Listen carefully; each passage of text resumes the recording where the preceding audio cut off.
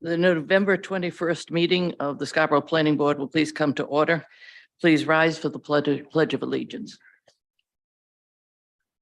I pledge allegiance to the flag of the United States of America and to the republic for which it stands, one nation, under God, indivisible, with liberty and justice for all. Doreen, will you please call the roll? Rachel Henriksen, Here. Roger Beely, Here. Jennifer Ladd. Here. Rick Meinking Here. and Richard Dewberry. Here. The board is all here for the information of the public.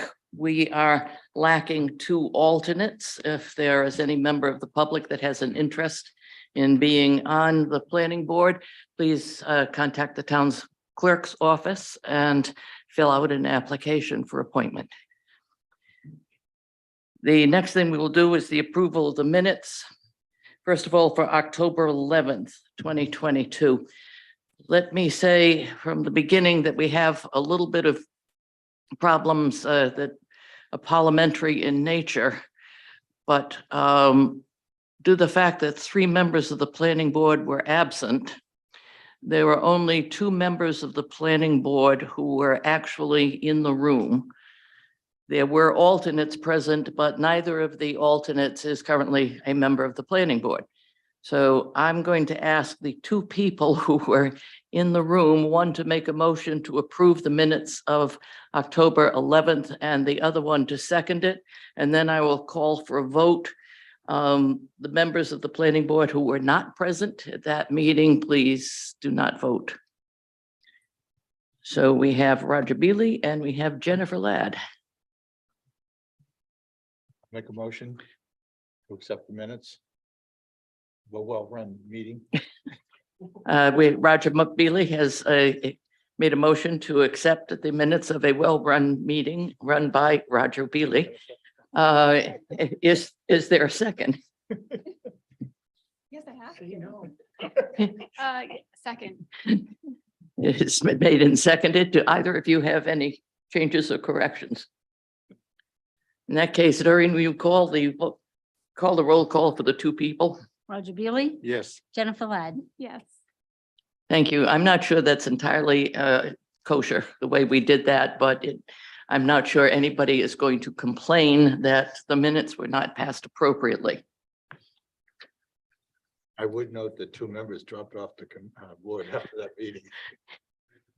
I'm sure it has nothing to do with the way you ran it. Now the approval of the minutes for November 1st, where we did have a full number. Do I hear a motion to approve? I'll motion to approve. Motion to approve, Rick DePerry. Is there a second? Second. Second, Roger Beely. Are there any changes or corrections? Hearing none, will you call the roll, please, Doreen? Rick Dewberry, Yes. Roger Beely, Yes. Rachel Henriksen, Yes. Jennifer Ladd Yes. and Rick Meinking. Yes. At least those are kosher. For the information of the people online and in the room, item 8 has been tabled. So we will be done tonight at item 7, which is going to be some sort of a record for the fewest number of items to the planning board probably this year. Item number 5, Crossroads Holdings LLC requests a master plan amendment review for the town center plan development area at the Downs, Assessors Map R52, Lot 4. Eric. Thank you. So Crossroads is back in front of the planning board with the amended master plan for the town center district at Scarborough Downs. The plan amends the previous Town Center North plan to reflect the current projects such as Haggis Parkway District and reflect the work of the town's downtown committee. The master plan is the second step in a 3-step plan development process, which would be followed by formal subdivision and or site plan reviews. The Downs has resubmitted the master plan with additional exhibits such as the open space plan, an updated utility plan and street exhibit.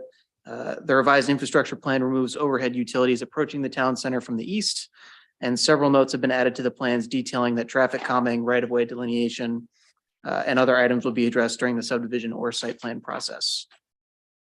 The open space plan does detail trail connection opportunities and to enhance the connectivity of the Downs and the Greater Eastern Trail Network.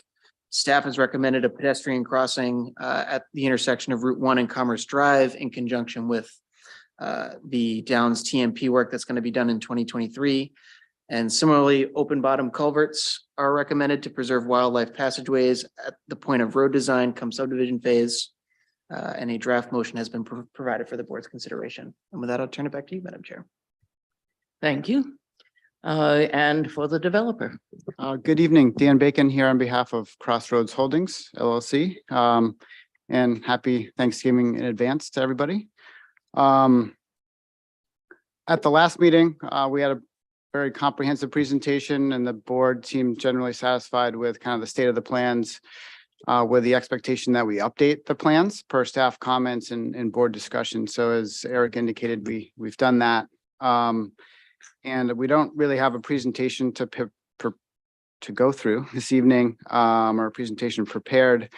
But in terms of again, the couple items that were raised in staff comments that aren't already addressed through our submission, we're pleased to provide for wildlife passage with the culverts as discussed in staff comments as part of subdivision review for that future section of, when Scarborough Downs Road in that area is designed and upgraded as part of future town center phasing. In terms of the connection to Eastern Trail, I think we were a little bit confused by that comment in that there's a crosswalk. I believe I know there's a crosswalk at the location that I think we understand the comment is referencing to. So it's getting from the Scarborough Downs side of Route 1 where there's a sidewalk at Commerce Drive at that signalized intersection. There is a crosswalk there right now and it has pedestrian heads. So maybe just clarifying what's intended by that comment would be helpful. Thank you. Eric, would you explain the thought behind that or? I'll jump in. Okay. I understand the confusion and we talked about it actually earlier today. And I think the motion, the draft motion that you'll see tonight talks more about, it's really about making sure there is a pedestrian and bike connection from the Downs and looking at that intersection. I know there's work that's going to happen there, but making sure it covers a broader scope maybe, and really looking at upgrading that crossing. And there's also a crossing heading along the southbound lane, like to cross that opening, as well as making sure bike lanes are sufficient coming back. I don't think it's a big lift, like you said, that I think there's a lot of infrastructure in place. But I know as we're going through reviewing the 2023 work that's happening for the offsites for the TMP, I think it's helpful to hear the board, I guess, maybe help with some direction and looking at what the TMP requires, but then maybe making sure that the broader kind of scope or intention of the board, making sure we're kind of connecting the Downs back to the Eastern Trail. It's kind of looking at it a different light, which may require additional work. That's all. Because I know we're getting into like nitty gritty like details right now. We're looking at curbing and ADA ramps. And it would be helpful to get some direction from the board to make sure we know the full intention. And that's where that kind of comment comes from. And I think you'll see the language in the motion might be a little, well, clearer yet grayer to kind of. That's helpful. If that makes sense. Okay. If I can, Dan, the language says upgrade pedestrian and bicycle infrastructure along Route 1 from Downs Road to the northerly side of Commerce Drive to provide connection to Eastern Trail in conjunction with the 2023 TMP improvements or the initial phase of the Downs Town Center subdivision. So we understand there's an existing crosswalk there, but doing some additional improvements to get the ADA compliance in place and to make that connection to the Downs. And then being able to connect the Downs to the Eastern Trail really ties back to the comp plan, and we think that's a huge win for everyone. So that's why we added it in. When you showed this map, it really said, okay, these are some potentials for connection, but there's a really good spot we can connect to. And since you all are doing work at that area, it made sense for us to point that out. Okay. Are you clear on the language? Yeah, I'm clear on the language. I mean, there's the devil's in the details as to what the actual scope of work is. So that's not, I don't think something we can solve this evening, but we agree with the goals of improving a connection to Eastern Trail. All right, thank you. Do you have anything else? I don't this evening, but I'm happy to answer any questions the board has on the resubmission from our last discussion. All right, thank you. This item is subject to public comment. Is there any member of the public in the room that would like to comment upon this? Please, you have, when you step to the podium, please give your name and address, and you have 3 minutes to comment. Great, thanks. My name is Randy Hogan. I'm a resident of Scarborough, commenting as such tonight. I live in Ocean View Harbor off Black Point Road. And I wanted to address the issue of open space. And I appreciate, first of all, that there's a lot of discussion about that. And I want to bring attention to the board that right now there's 1 acre of open space for every 3 Scarborough residents.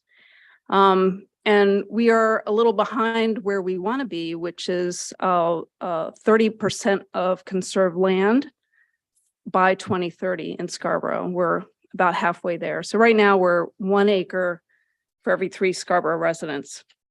And the Conservation Commission has strongly recommended to the town council that the developers of the Downs be required to conserve at least 30% of their property to maintain or perhaps even increase Scarborough's existing, what we call the open space level of service, to offset the projected population increase due to residential density. We all know the benefit of open space, walking outside, playing, socializing, recreating.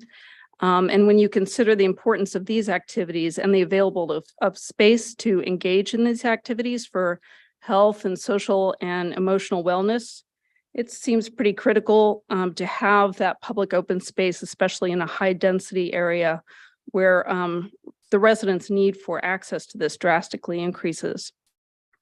And frankly, planning for more open space is good for the developers too. People pay more for real estate and park-like settings, and it's probably adds to or connects to all of our values and why we choose to live in Scarborough with so much beautiful open space available to us right now. So I just think it's an awful shame that the master plan right now has at best set aside a few small green islands here and there. And I want to encourage the planning board to require higher standards of both the quantity and the quality of open space that does not include, it's exclusive of unbuildable land, land that is designated as wetlands, and to make sure that there's at least 75% of any designated open space is contiguous. These were comments made by the staff recently around contiguous natural habitats that are both considered significant wetlands and contains a vernal pool. And I recognize there are a lot of issues to be considered in this review, but I want the planning board to elevate its consideration of conservation. It's mentioned in our comp plan, and the town has a conservation commission that is available to you to make comments, offer advice and technical assistance. And I'd like to encourage you to engage the Conservation Commission.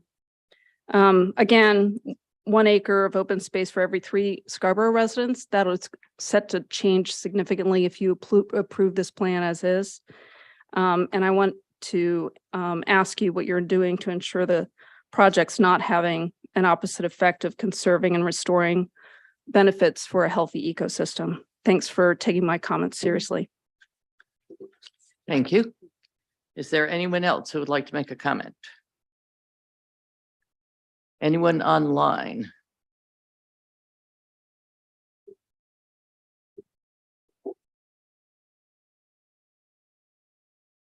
All right.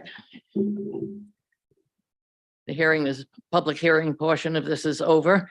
I'm going to turn this over to the board. Does anybody want to kick this off? The discussion off? Jen? I'll start. I'm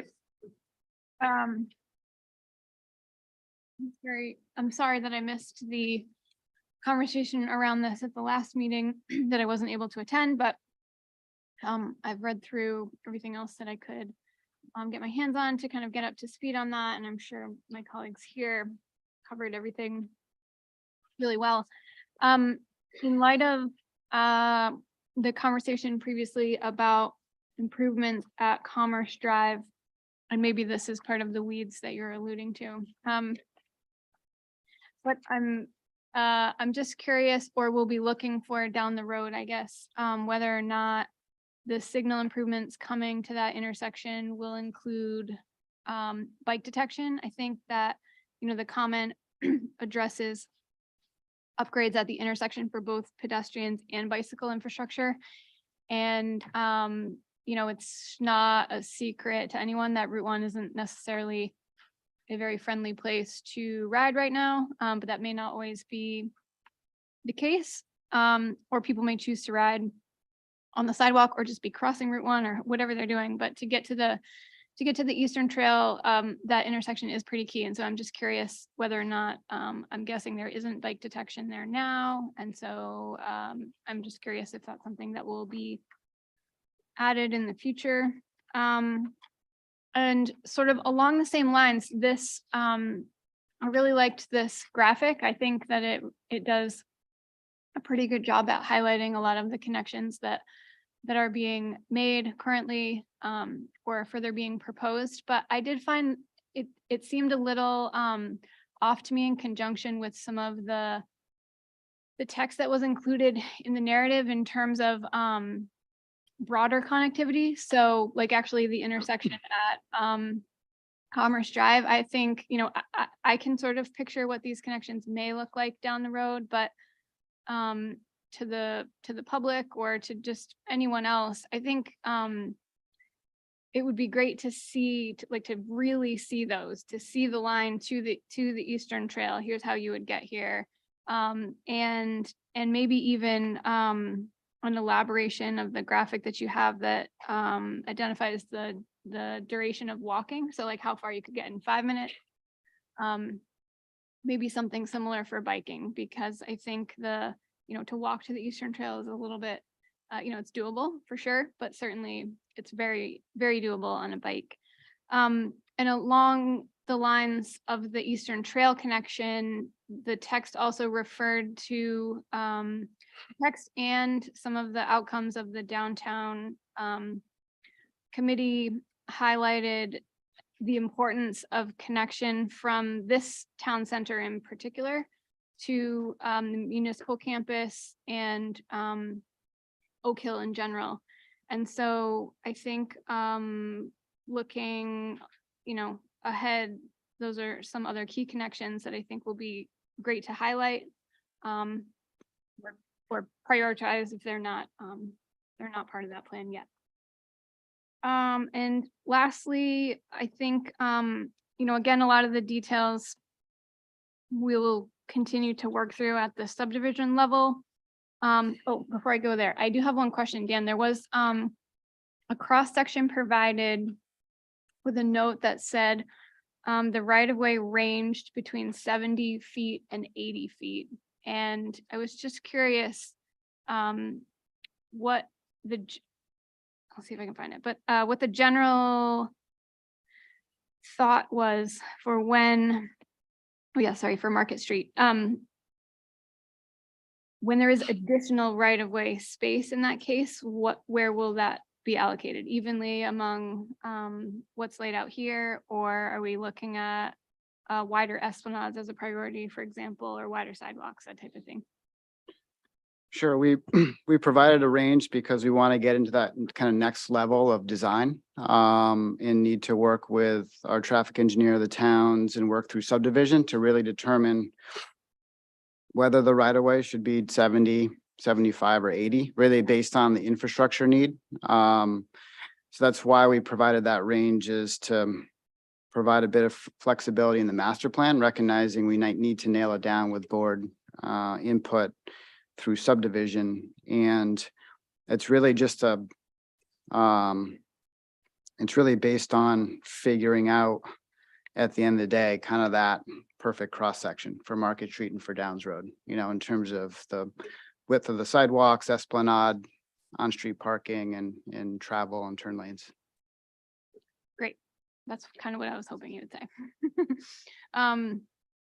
For the record, I have a bit of a concern about tight bike lanes between tight lanes and tight parking aisles. And so I think that's as you're showing on the Downs Road cross section, for example. So the idea that we may have some flexibility in conversations ahead, I think is good. And just lastly, on the topic of traffic calming, I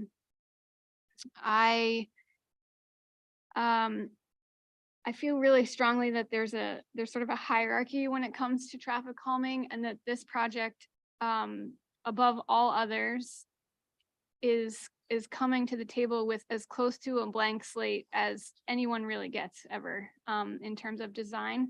And I know that this is something that you and your team have generally been pretty good at, but I'm going to beat on the dead horse a little bit here anyway. I just think that, you know, just being really mindful of the different treatments and where they're going and why they're going there will be something that I'll continue to look for. So, you know, for example, additional signage and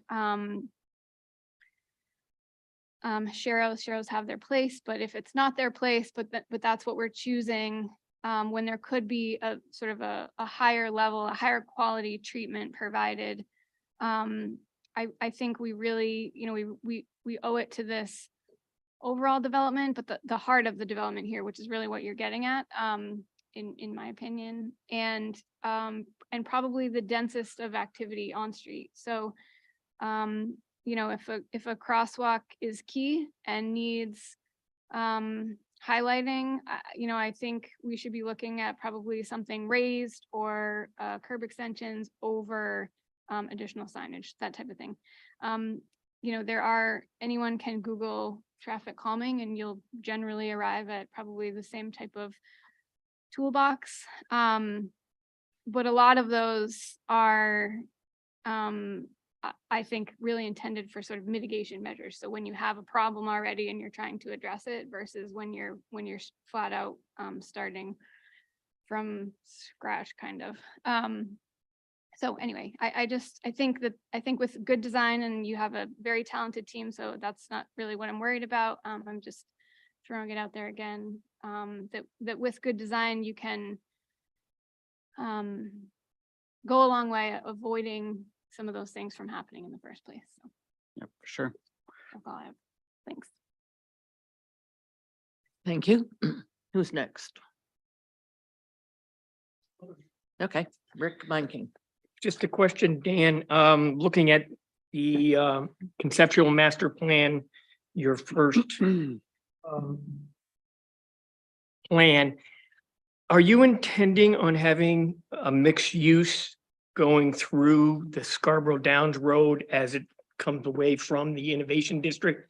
You see how you have it colored, the color of what appears to be the town center mixed use?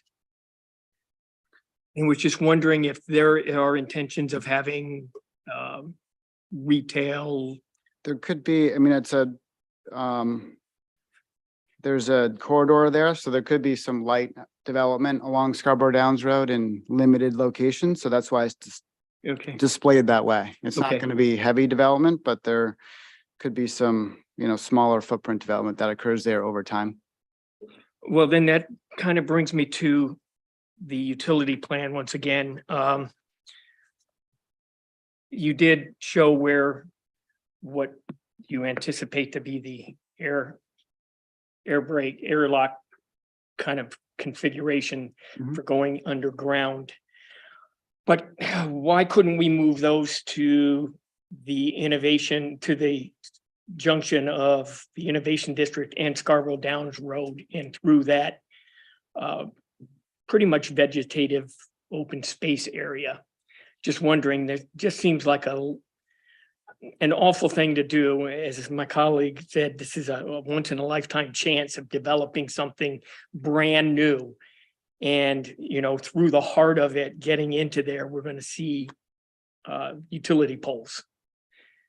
Likewise, on the other end, I'd kind of like to see that go underground right around where the American House is going up now, and bring it just as it comes into the downtown district as defined in your plan.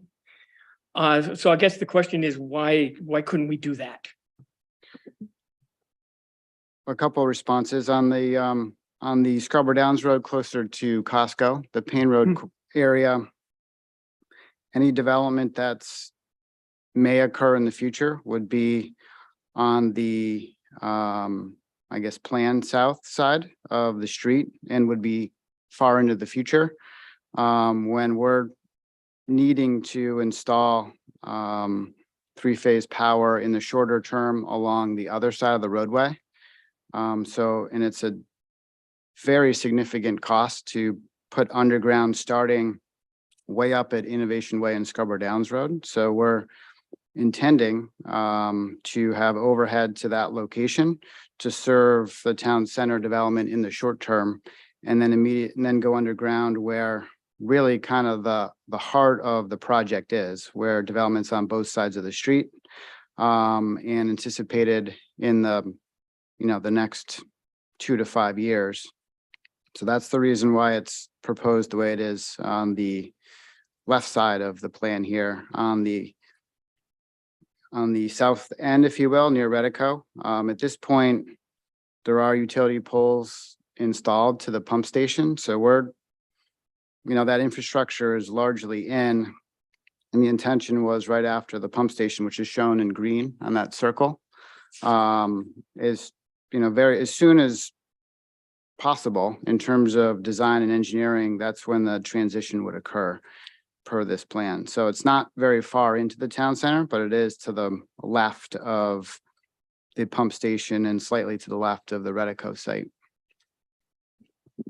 So I'm just, then it's no geographical, or the reason for not putting it underground is strictly money. It's investments that have already been made. And The investment's been made along the Scarborough Downs Road from Innovation Way.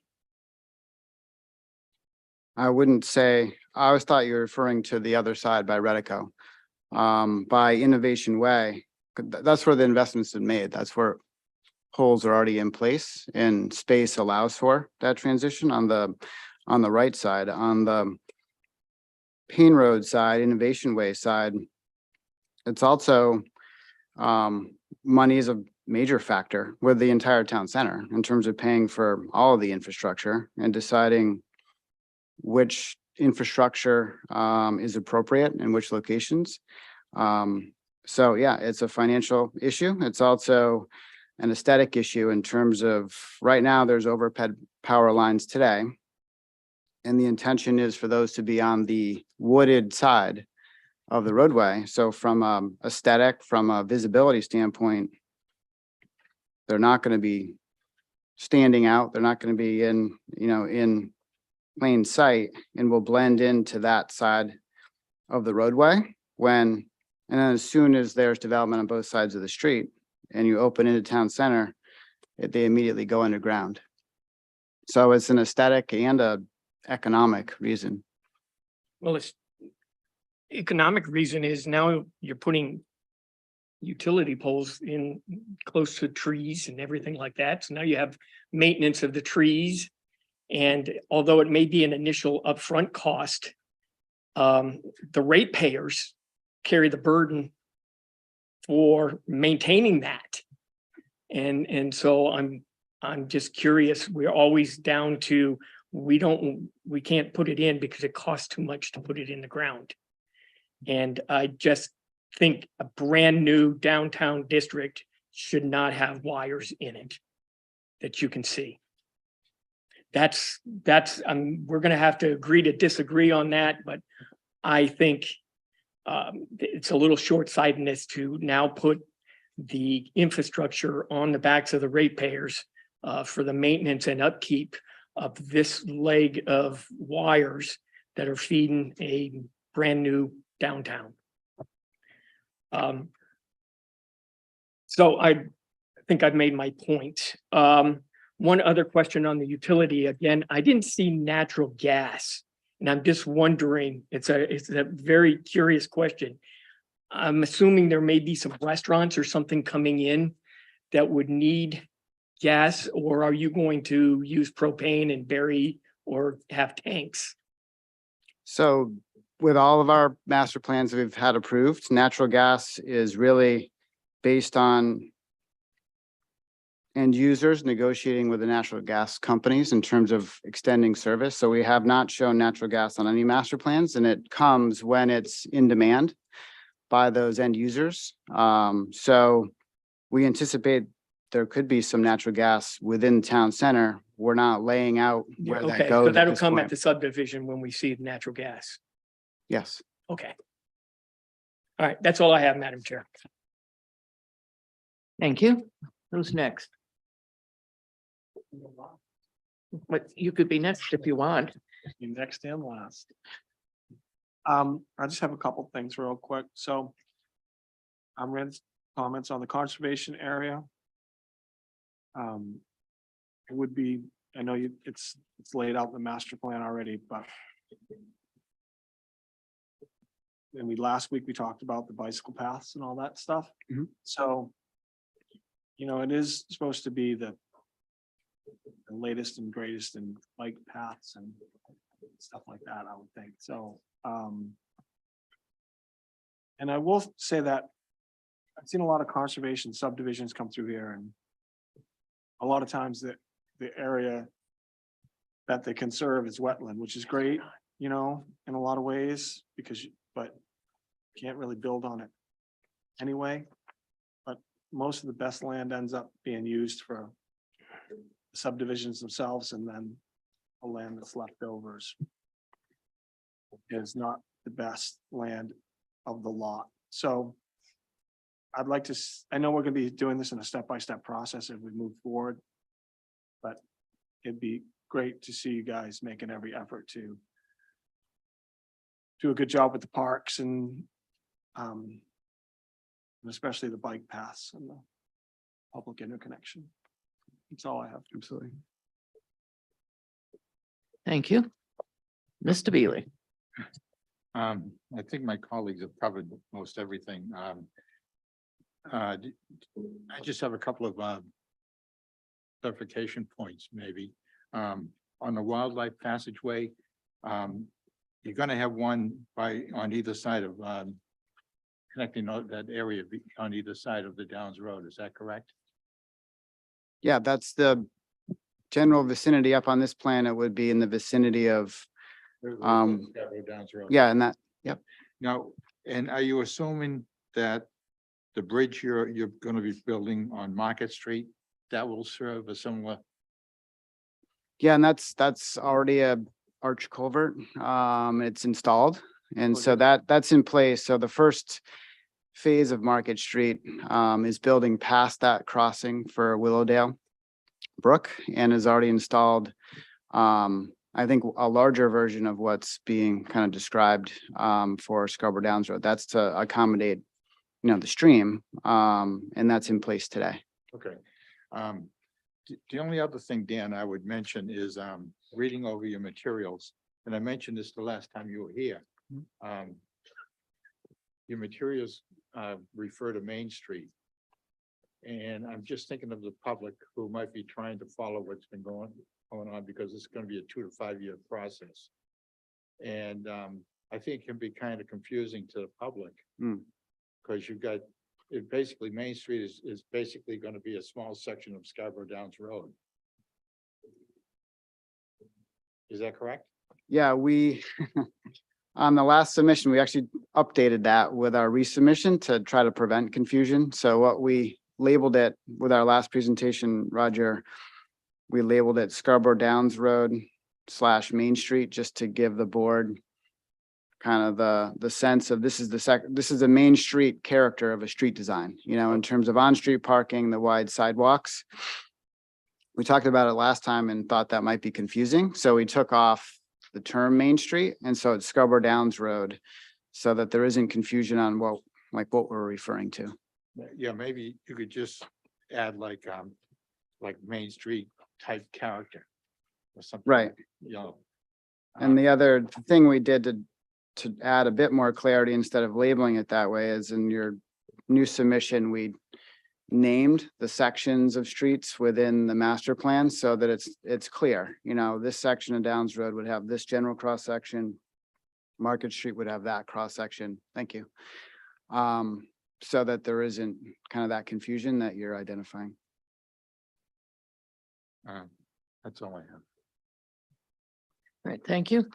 Dan, I'm going to ask you kind of a global question here. Do you know how much open space has already been established at the Downs, and what the additional amount of open space would be with this, if we were to approve this?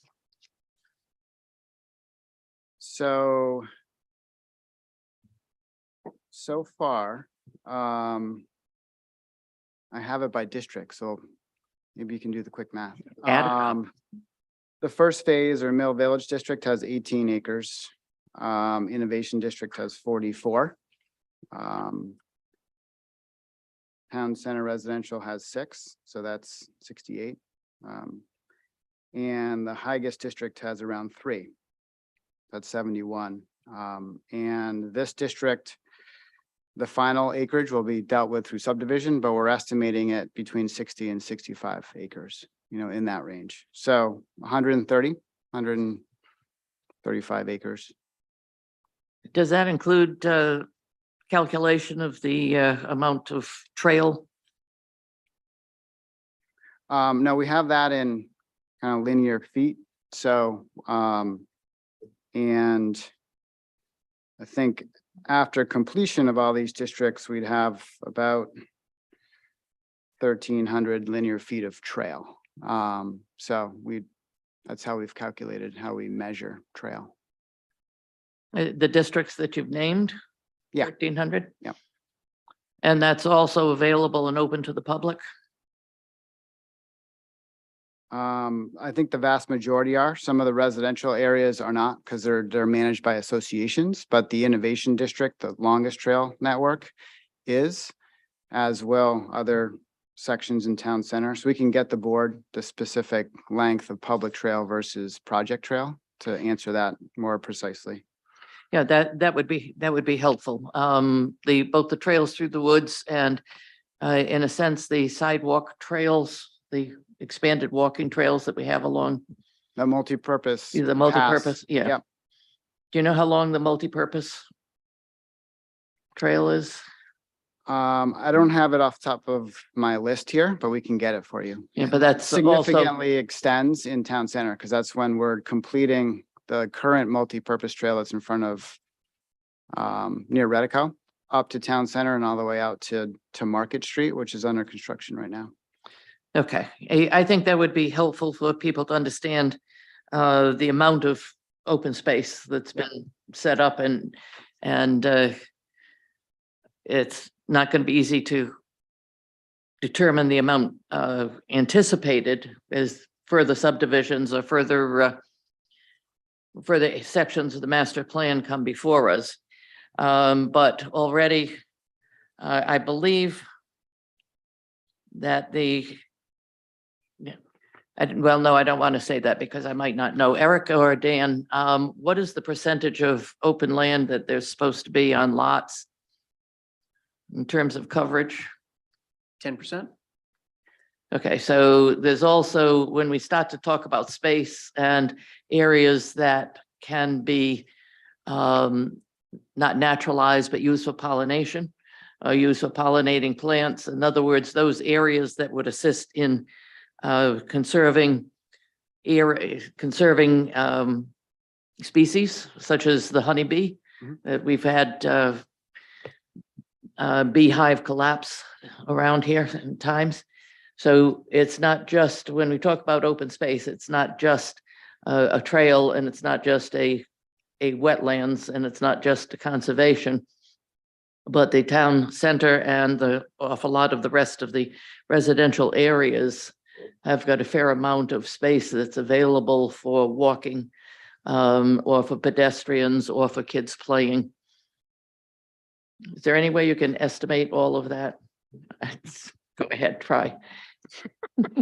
So you're talking about open area on individual lots plus our open space? Yeah, Yeah.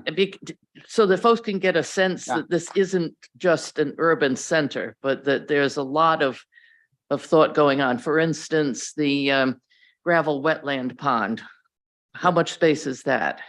And that's available for people for their recreation. Yeah, I think that's about 3 acres. Well, there's 2. And it's kind of to your point, there's also 2 more planned within town center. And in terms of the actual planting of those, we've been quite deliberate in terms of not just having it kind of take over and grow what would occur, but we're planting it with wetland species that then provide, to your point, provide habitat for all number of kind of wetland wildlife. So we can get all the statistics on that in terms of the different types of open space that we have. In Innovation District, on a number of the light industrial lots, we've done kind of the wildflower planting. I think that's where you're maybe going with in terms of honeybees and pollination. So as part of the kind of remaining land there, that's been kind of the character of the type of vegetation. And then, of course, we have our forested wetland areas, and then more kind of active areas, like the central square is intended to be a people place where there's lawn area and a plaza, and it's open space, but it's a more urban kind of open space. So we have all different kind of quantities of those, but we can, for the benefit of the public, get kind of the numbers so that people can better understand the breakdown of the different types of open spaces and their functions. Can you explain a little bit about the Willowdale Conservation Easement? First of all, what wildlife or aquatic species can be found in the Willowdale Brook area? So there's 2 conservation restrictions, and they're around 2 different clusters of vernal pools. And that's in the Highest district, so outside of the master plan we're talking about right now. But the species that are conserved or protected through that conservation restriction are like the peepers and salamanders and those amphibians and reptiles that are certainly active, most particularly in the spring, and use vernal pools in wetland areas for their habitat. So that's the kind of the obvious ones, because that's why they're protected in the way that they are. But that area also is a pretty large contiguous area of just kind of overall wooded area. And so there's other wildlife that benefit from that. And then the Willowdale Stream Corridor is a 250-foot wide conservation restriction as well. And so again, you have kind of the stream wildlife, so fish and the bugs that live in the stream, but then also, you know, all the different wildlife that use it as a corridor to connect to other areas along its length. And then the other vernal pool restricted area is up around Scarborough Downs Road, which is on the top of your screen there. So that's another larger conserved area for a larger vernal pool that's there. Do you know how long the Willowdale Brook easement is? The length of stream, like the corridor. Yeah. It's probably on the order of 2,500 to 3,000 feet, but I can get the exact measurement for you. Again, all of that, I think, in the long run would be helpful, just to keep track of the amount of conserved land and open space. I have no further questions. Is the board ready for a motion? I move to approve the project titled the Downs Town Center Master Plan proposed by Crossroads Holdings LLC as depicted on the plan set prepared by M&R Holdings dated November 2022 with the following findings and conditions. Findings: the master plan reflects the work of the town's downtown committee, including design elements and land uses that can make a modern mixed-use town center successful. The master plan will be followed by individual site plans and subdivision plans in accordance with the town's ordinances. Conditions: 1, add a note to the plan set indicating open bottom culverts will be provided for wildlife passageways at the subdivision and/or site plan phases. 2, additional overhead utilities other than what is shown on the plan will require a revised master plan. 3, upgrade pedestrian and bicycle infrastructure along Route 1 from Downs Road to the northerly side of Commerce Drive to provide connection to Eastern Trail in conjunction with the 2023 TMP improvements or the initial phase of the Downs Town Center subdivision. Is there a second? Second. Seconded by Roger Bewley.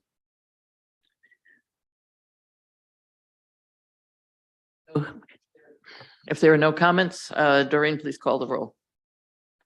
Rick DePerry, Yes. Rachel Henriksen. Yes. Roger Beely, Yes. Jennifer Ladd, Yes. and Rick Manking. Yes. Thank you. That's unanimous. Thank you very much.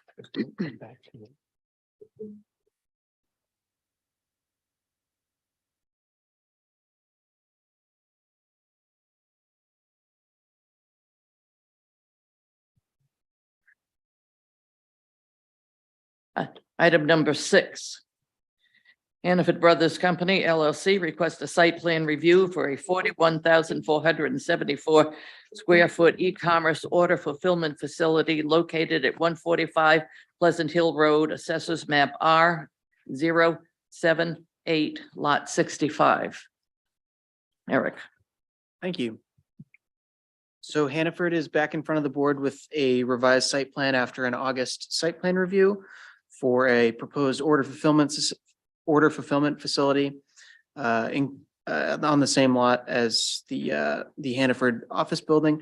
The primary purpose of the facility would be to store and facilitate orders placed online by customers using the existing Hannaford to go order service. Customers would not pick up their orders as part of this project, but instead would be facilitated by delivery vans for same-day delivery throughout the greater Portland area. Some of the topics that were discussed at the initial site plan review back in August were signage and truck traffic to the site, lighting, and access to the Eastern Trail. Comment from the owner has been provided as public comment for the board's review. In the submittal, the applicant has provided proposed trip generation rates and a signage plan for Parkway Drive and Chamberlain Road area. And traffic generation of the use being so unique, staff is recommending further discussion with the town peer review traffic engineer team to finalize that impact fee amount.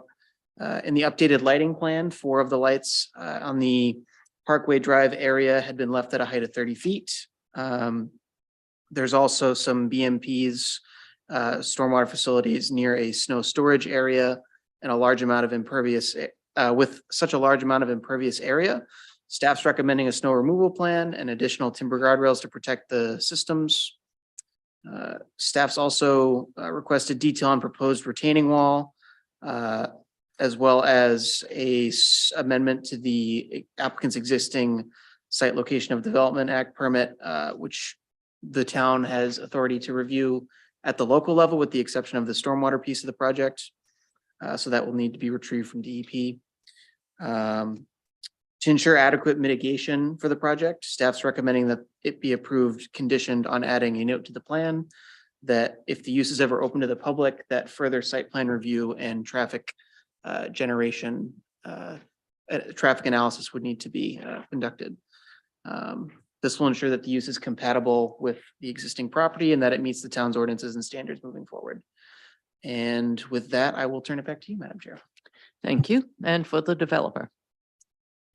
Good evening, Madam Chair. My name is Doug Reynolds with Gore Palmer. With me tonight is Mary Gamage from Hannaford. And again, Eric went through, I won't go through everything that we did the last couple of meetings. Eric went through the conditions that we've addressed. One of the concerns at the last meeting was relative to the truck traffic on Chamberlain Road. And in your packets is a plan showing the signage, the existing signage, again at Parkway Drive and Chamberlain Road, and then actually all the way down to Pleasant Hill Road, showing that there's no truck traffic. And, you know, some of those signs are kind of older and kind of damaged. So we're gonna replace all of them as part of this project when this goes forward. Again, a couple of other items that were in our application was relative to lighting. And yes, we were focused on lowering the lighting in the parking lot and didn't lower the ones at the drive aisle. And that's not a problem there. Again, we will get our stormwater permit from the DEP. We had some minor stormwater comments that we can address, and we can address the snow storage items. And as well as we'll be working with the traffic for the traffic impact. With that, we'd be happy to answer any questions. Thank you. This item is subject to public comment. I will note that we have received communication from Ann McBrady, Pleasant Hill Development, Inc. That will be entered into the record. Is there any member of the public who would like to make a comment? No one in the room. Is there anybody online? Thank you. In the case public comment period is over, I'll turn this over to the board. Who would like to go first?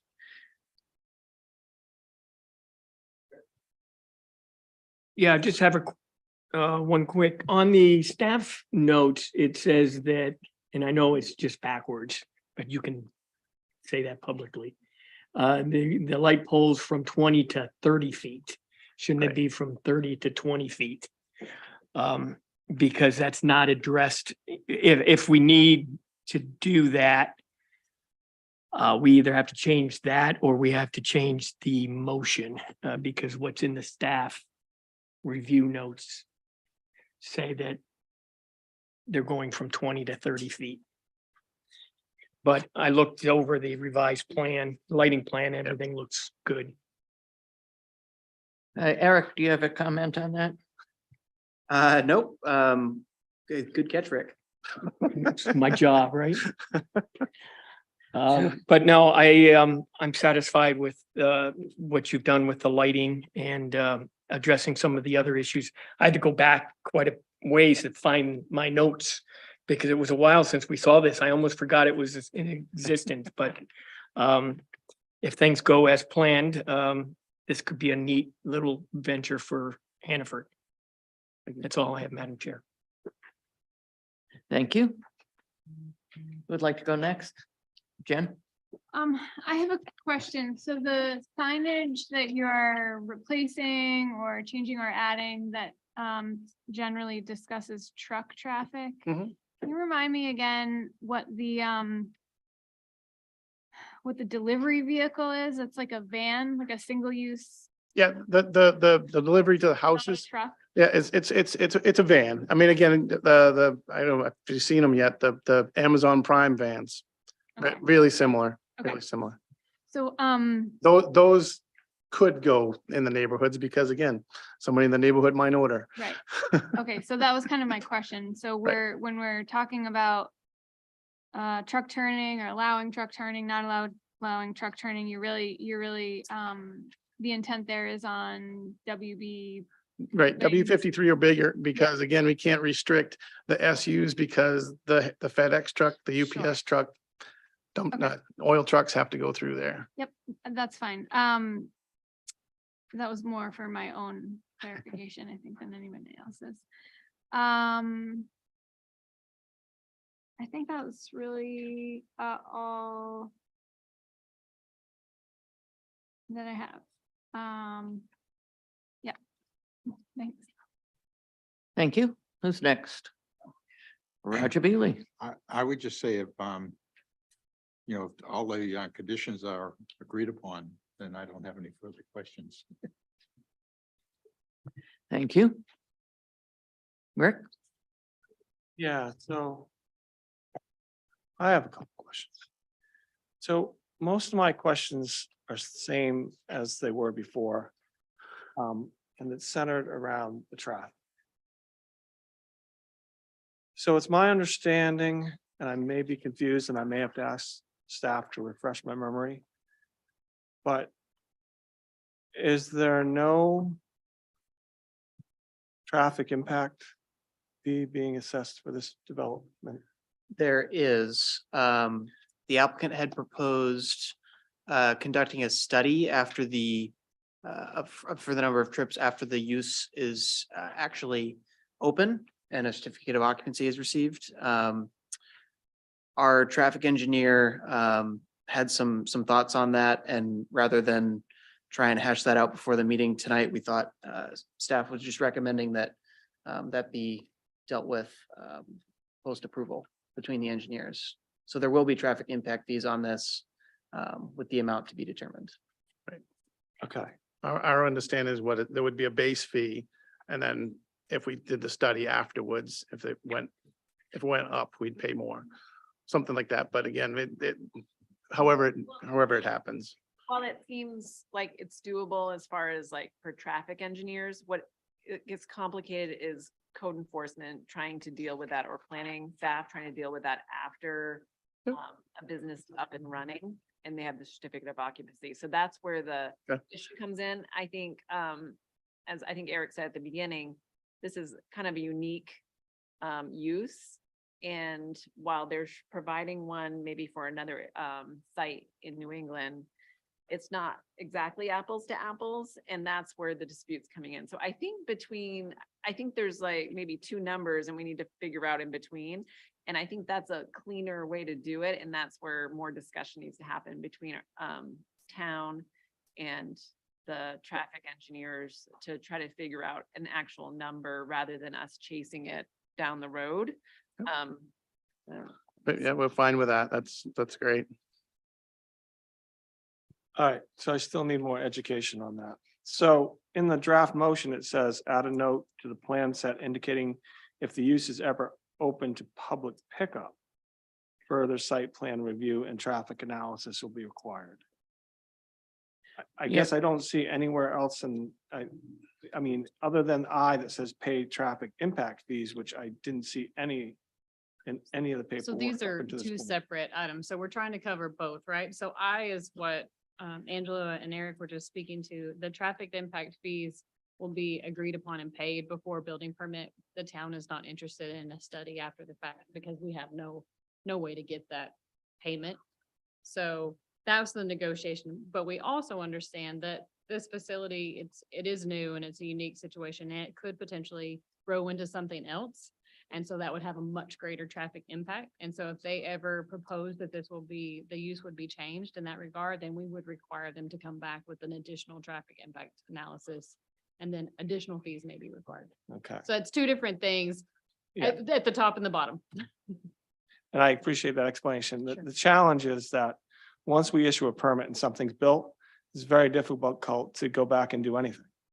So, you know, I'm all for free commerce and I think that this is probably the way the future is going, but it's an ever changing, it's ever evolving. So, you know, you may not have DoorDash and you know, Grub, I don't know, all the 15 Grubhub and DoorDash and yeah, all those, yeah. There's a million of them. Yep. They all drive very fast.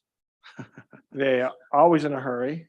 And that's, you know, I've been almost run over in my driveway because my daughter orders DoorDash every night. And it comes screaming up the driveway. I yell at her and them. But how do we, so, you think they're gonna call us and say, oh, hey, by the way, we're doing DoorDash now. We got 40 and 50 cars in and out of the street. The neighbors are gonna call us, right? And the neighbors are gonna call and say, hey, my kid was almost run over yesterday by someone who's delivering meals for people who are too lazy to go get meals themselves. Yeah, I said that right on TV. But what do we do then? They've already got this permit, they've already built. We're gonna say, oh, hey, by the way, we're doing another, unless it's written down in, at least on this, pay traffic impact fees. I don't know if there's gonna be their engineer or our engineer, if we're paying Bill Bray to go out there or whatever, but I think that needs to be a little bit better defined in this, at least in this document. Well, again, I think it's two things, as she said. So trying to figure out what this site is doing. And then to your point, that's why we did want to have a defined traffic impact fee rather than studying it so that as they come forward, if there are changes, which most likely would probably include some sort of building renovations, it would come through code. Even if it didn't come from, it would go on our radar, right? If they're changing the doors, like how people come in and out, that would be a change that would go through a building permit or renovation process, which would be on the radar, which the code office, I would say, is very good about then going back to the file for this site and saying, wait a second, there's a condition on the planning board approval that says there's changing something, they need to go back in front of planning board. And so that's internal. And I think we do have that system, as well as I think Hannaford is a obviously has been in town for a long time and worked really well. And that I think we would notice, or they would come to us, I'm gonna say. But like I said, that even if it's a little door change, it's coming through the code office. Do you see what I mean? So I think we would capture that, do. as well as what your point is, residents having concerns.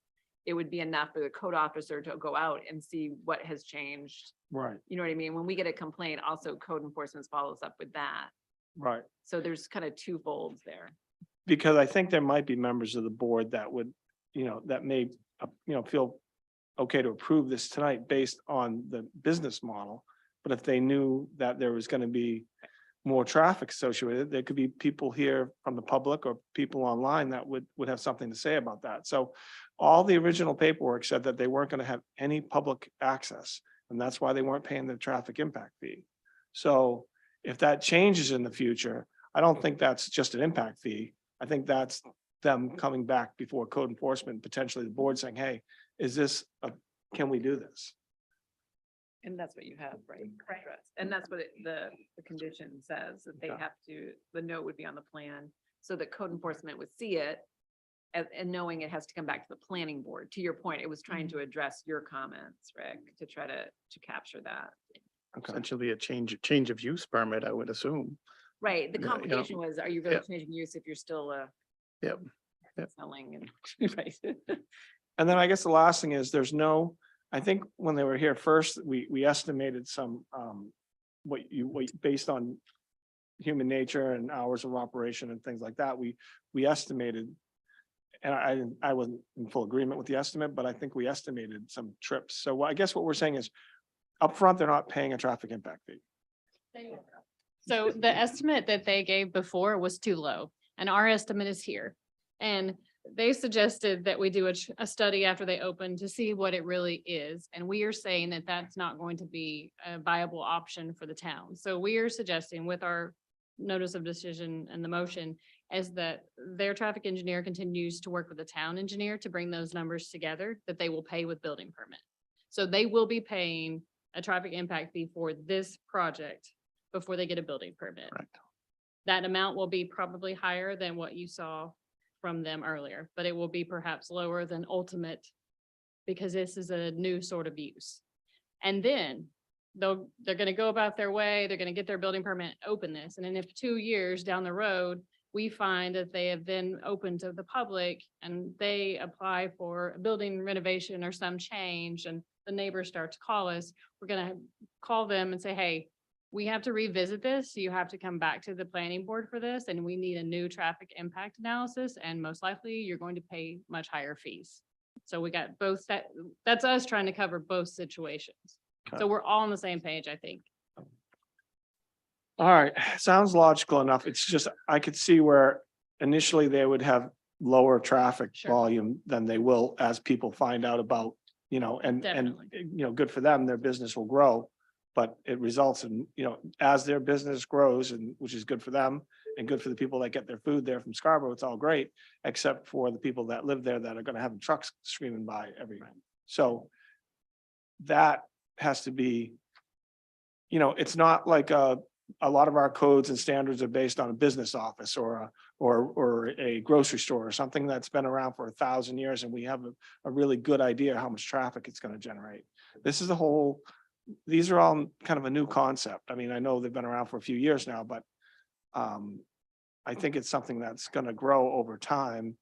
And I think that what they see for traffic the first 3 months isn't going to be a good reflection of what they're going to see for traffic a year from now. And I don't know how we capture that, and it's not your fault. I'm not- Again, that's, We've I been, think that's why we're doing it ahead of time. right. Yep. Okay.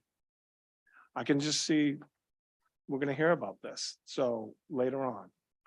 And I just want to make sure that we did our due diligence to make sure that we did the best we could to get the best result for everybody involved. All right, that's all I have, I guess. All right, thank you. I understand Rick's concern because it is a new concept, certainly in Scarborough. I am comforted, I guess, that between condition A and condition I, under condition number 1, we've kind of bookended what's going to happen now and what could happen in the future in terms of protecting the town. So under condition I, pay the traffic impact fees. They will be paid more than they wanted to pay, maybe less than we thought they should pay, but there will be a meeting of the minds and the fees will be paid.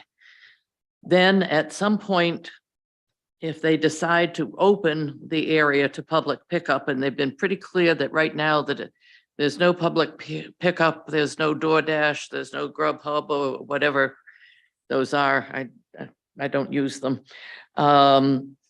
There will be a note to the plan set indicating if the use is ever open to public pickup, further site plan review and traffic analysis will be required.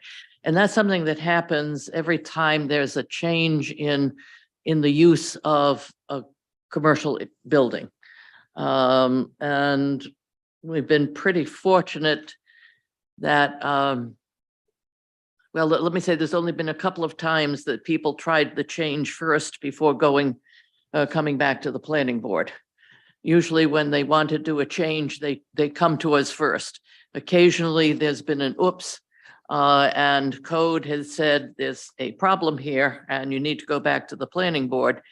But between the integrity of the businesses that we have in town when they decide they want to change their means of operation, and the sharp eyes of the code enforcement and the neighbors, usually we will see something before us that sets up that allows us to set up whatever the new requirements are. And in the case of this, if there is more use of the public, there will be an additional site plan review and traffic analysis, period. That's what we'll have to see. And I'm comfortable with the reputation, the excellent reputation of Hannaford's, that we will not hear about it from the neighbors or code enforcement, but that we will hear about it directly with a request and a site plan review. Madam Chair, may Yep.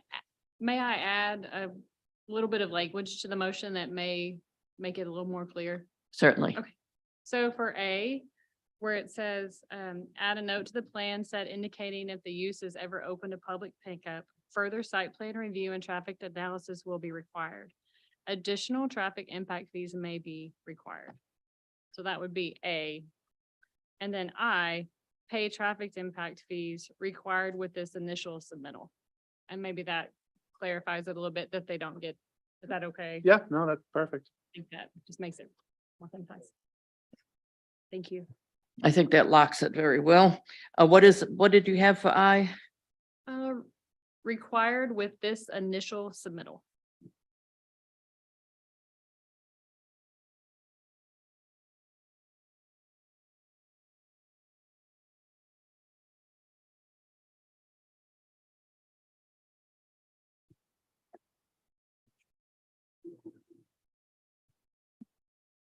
Madam Chair, I have a quick question for the applicant. if I may. Okay, but let me just for a moment respond to Autumn simply to say I've been searching for this language and coming up with a lot of fuzzy ways to say it. I appreciate your addition there. And I made the motion. I accept the amendment. Roger, do you accept the amendment? Yes. Thank you. Go ahead, Jen.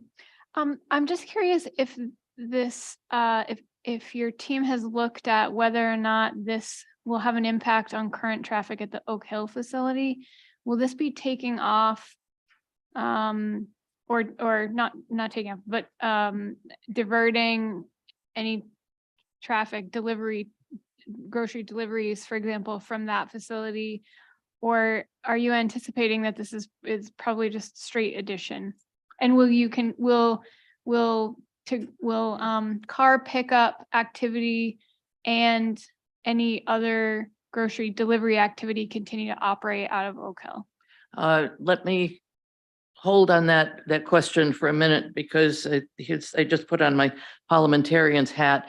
We have a motion on the table and you're Oh, raising sorry. actually a separate issue, which I suspect Hannaford's will be happy to try and answer after we have voted on the draft motion before us. Sorry, I didn't realize the motion was that. Thanks.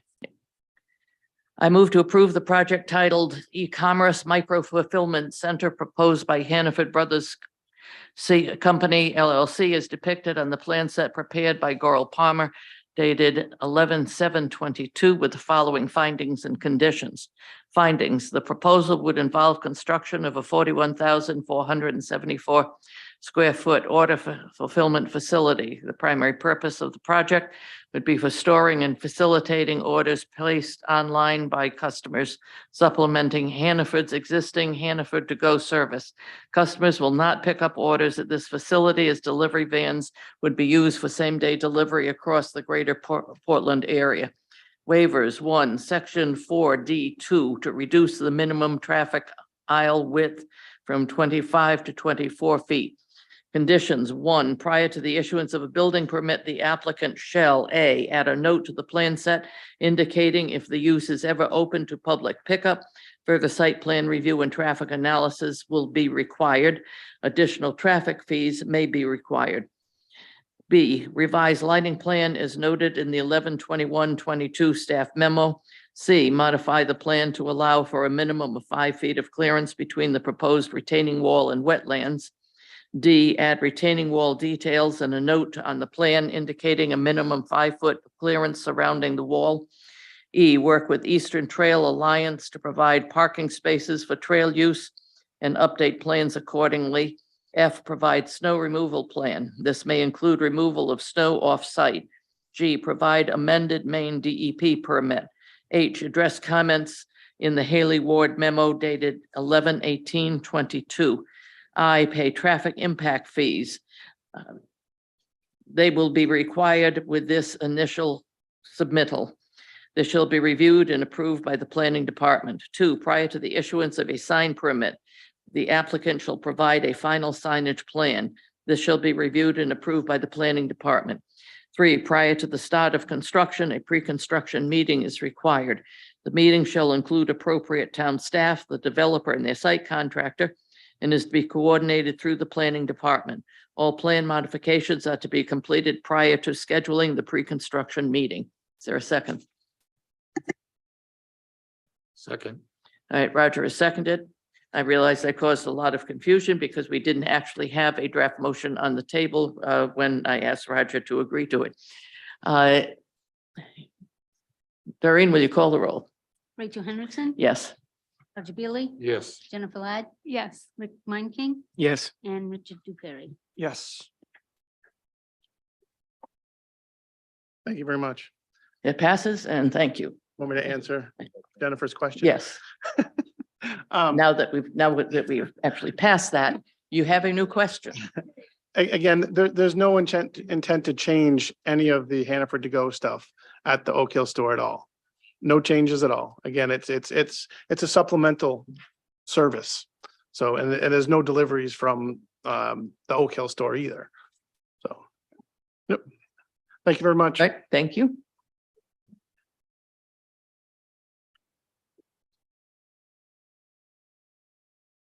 Item number 7, West Scarborough Solar 1 LLC. Request a utility scale solar site plan review for a 1.99 megawatt AC solar project at 720 US Route 1.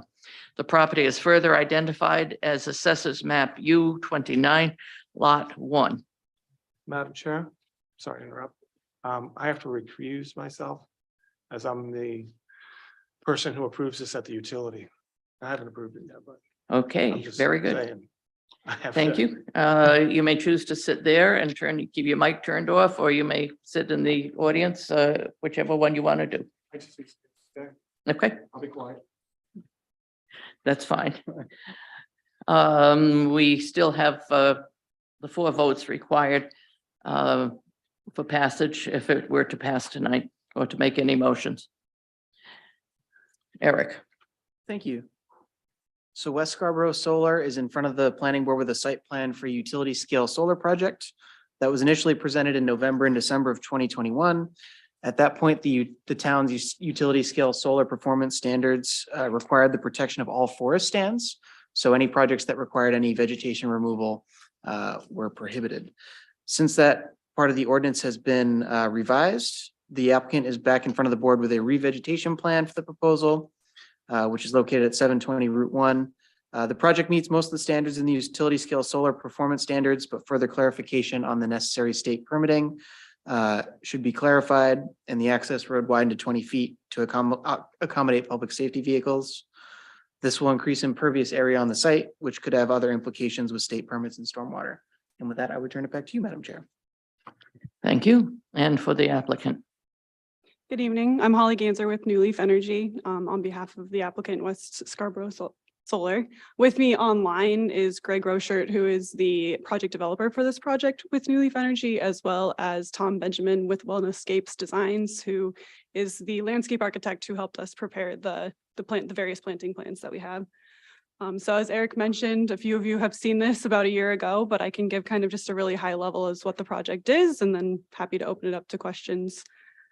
So the project is located in the western portion of the property. It's to the east, the eastern portion of the property. It's located to the east of the existing farm, which you guys may know as the Larry Farm or the Two Farmers Farm. That all is intended to stay. There's no portion of that deciding to be taken offline here as a result of this project.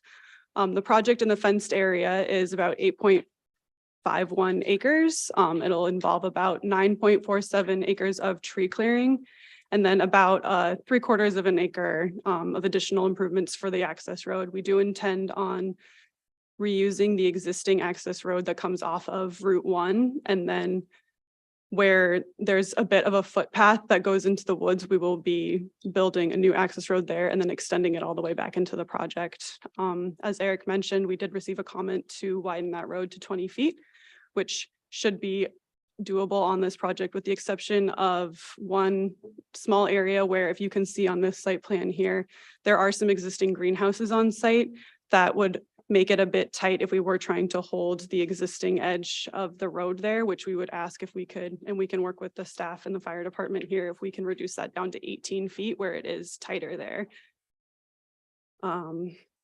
We will provide additional stormwater calculations and everything to go with that widened road, and we're happy to provide that. As far as the the state permitting, this project did apply for a stormwater permit by rule with Maine DEP back in December of 2021, and I believe received its approval in earlier this year of 2022. With the widening of the road and the increase of impervious there, we will apply for an amendment there and can provide that to the town when we receive those documents as well. This project also applied for the solar decommissioning permit, which is required by the Maine DEP as well.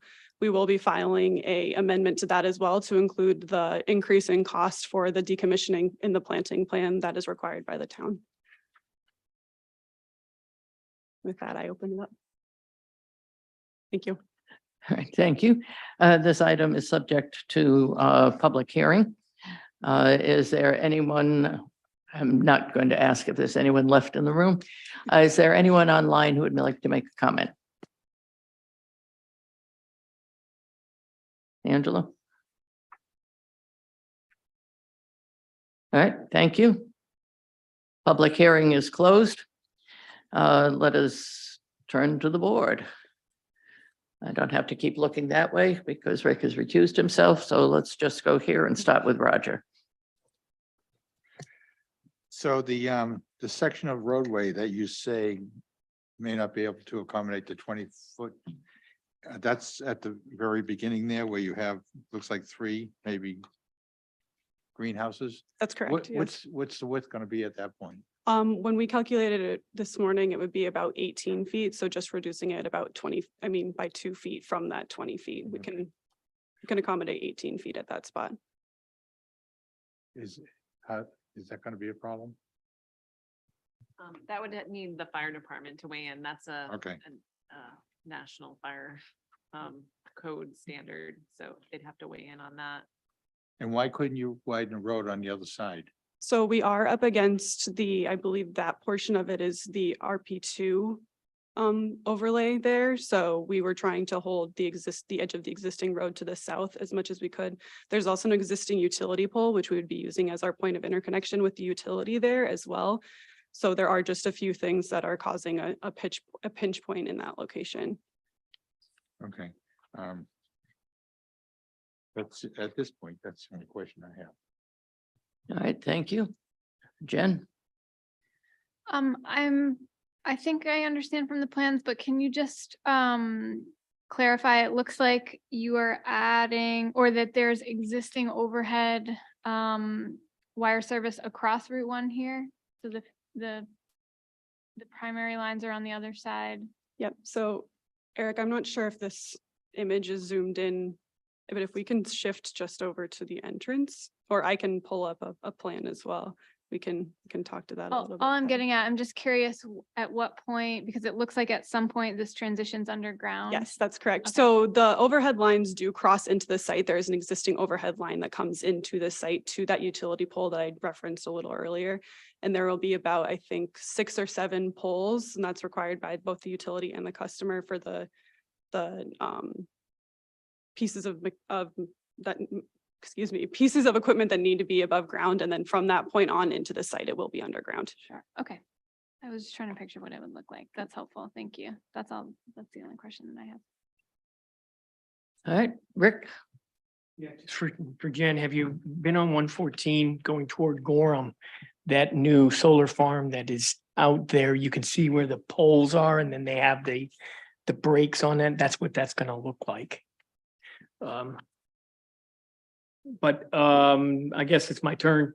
Happy to see a renewable energy source coming to Scarborough. Thank you for bringing that to us and working with the customer that wants to make the best use of his land and still preserve a lot of the natural resources there. Looking through the documentation, you've met the letter of the ordinance. And I don't have any further adds to make, Madam Chair. Thank you. I've got a couple of things. First for the board. Since we won't be making an approval tonight, but it would, I think, help the applicant know where the board's thinking is on the waivers that have been requested. So they have requested 2 waivers. One of them for a traffic analysis, as the project will be accessed by the existing road and trips will be limited to several times a year for maintenance. They've requested a waiver on that. Do you foresee any difficulty approving that? I'm just, okay. Site plan review for a lighting plan. There's only one 10-foot tall motion activated light situated in the equipment area and is directed downward and away from sensitive areas. They have requested a waiver for a lighting plan. See any problems? I don't see a problem. I just asked the applicant, you probably will have a couple of general service receptacles in that area that you could plug in if you needed additional light. Correct? I will have to get back to you on that. I'm not sure, but I would imagine that there is a few extra things there if additional light is needed, yes. Okay, thank you.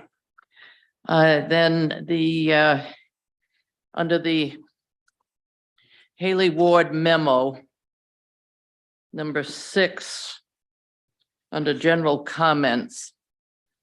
The engineers have pointed out that it appears the applicant is requesting a waiver for shoreland zoning requirements. And at the end of the project narrative within the shoreland zoning ordinance section, it appears that the applicant is requesting a waiver, in which case it should be formally requested. Are you you're going to need to decide if you're actually requesting a waiver. I suggest you read section 6 over to see what the engineer has said. And decide how you're going to handle that when you come back to us. Okay. Then could you address again what you're going to do about the decommissioning and the revegetation? Sure, I will actually open it up to Tom Benjamin, who's on the call. He's our landscape architect who designed those, so I'll let him speak to Thank both you. of those. Great. Can you all hear me? Oh, yeah. Excellent. You could back away from the mic just a little bit. Okay. We really can hear you. I'm sorry. I'll try to be mellow. Thank you, board members, for having us.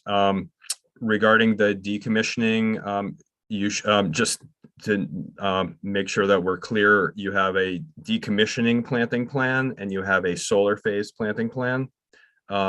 There's also 2 different narratives. There's a narrative for the solar phase and for the decommissioning phase.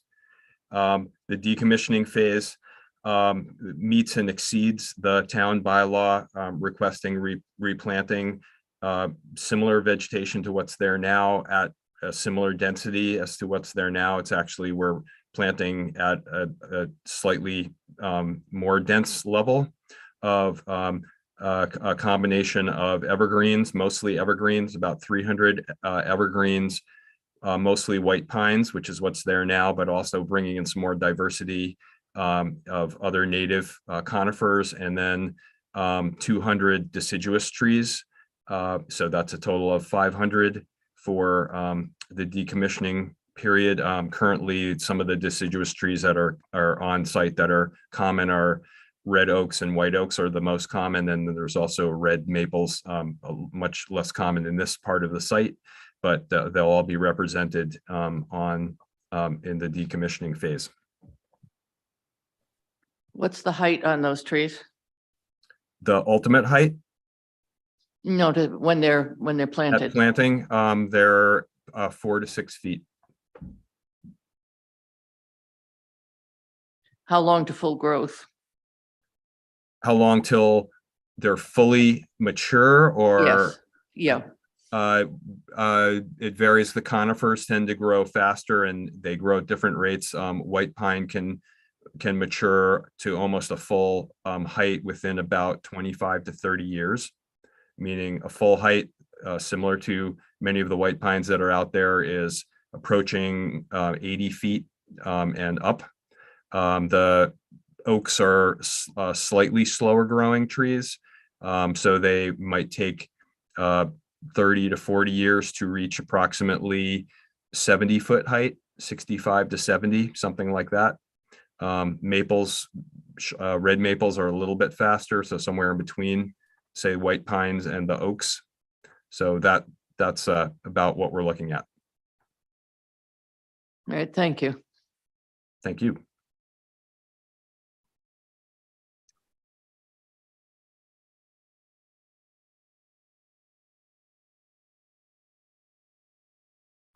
All right, I don't think I have any more questions.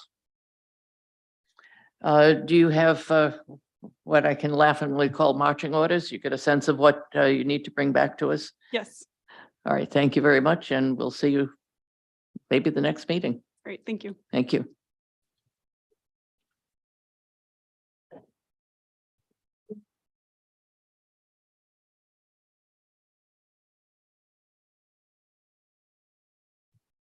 Staff report. So the next meeting is going to be on December 12th. Some building permit updates. Costco is essentially ready to be issued as soon as their impact fees are paid. So that should be getting issued in short order. Certificates of occupancy, Maine Med Children's Cancer Program Solarium at 100 Campus Drive, which the board approved last year, is seeking CO, and with some landscaping discussions with them that should be coming through fairly soon. Also, the ordinance committee has forwarded the site plan amendment as well as zoning ordinance language for the multiple single-family dwellings on one lot language that Autumn had presented to council a week or two ago, and that the long-range planning committee had reviewed. So that meeting will include hearings on those two ordinance changes as well as the EV charging ordinance. So we'll be going over that at the next meeting.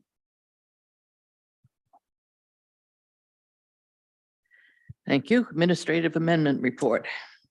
None at this point, Madam Chair. Minor development reviews. None. There was one minor development review included in the application materials this go around for DPR down at the Innovation District in the Downs. We have, in talking with Rachel, we've requested that the applicant bring that back to the board with some, so some discussions can be had on some of the site access and circulation for that project. So that'll be coming to the board. Yeah, and for the board's information, that was lot 51 and 52. And when it originally came before us, there was a lot of concern about site circulation. And while on one level, this appears to be minor development because it potentially does change the site circulation that we had a lot of concern about when it came to us originally, I thought it best to bring it back to the board for the board to review. Yeah. So hang on to whatever you've got. The material that came through. Correspondence. None at this time. Thank you. Planning board comments. I would like to start off. My voice is a little hoarse. I've had several polyps removed from my vocal cords and throat. So I'm running into some gravelly speaking. Let's say, and on a positive note, my grandson has been elected the captain of his football team for his senior year. So we're very pleased with that. Roger, comments? You talk about our families? Yeah, not at great extent, But I do think sometimes it's helpful for a board that works as a team to actually have some information and comments about family. I'm all set. Well, I take care of that. It sounds like your grandson's as tough as his grandma if you're here. He's captain. He is, and he's on a team where there are only 20 kids on the whole team, so he plays both offense, defense, and kicker. Don't ask about the season, please. Jen, Rick? Have a great Thanksgiving. Happy Thanksgiving to everybody and to the staff. We got one more meeting this year. We do. If you have received a letter saying you need to reapply for your seat, a couple of us have, please, I urge you to make sure that you do reapply. We traditionally in January hold the election of officers. At that point, I certainly hope that we have at least one more, an alternate, if not two. Hearing nothing else. Motion to adjourn. So moved. I saw Rick Meinking made the motion. Jen Ladd waved her hand. I assume that's a second. If there are any objections, no objections, we are adjourned.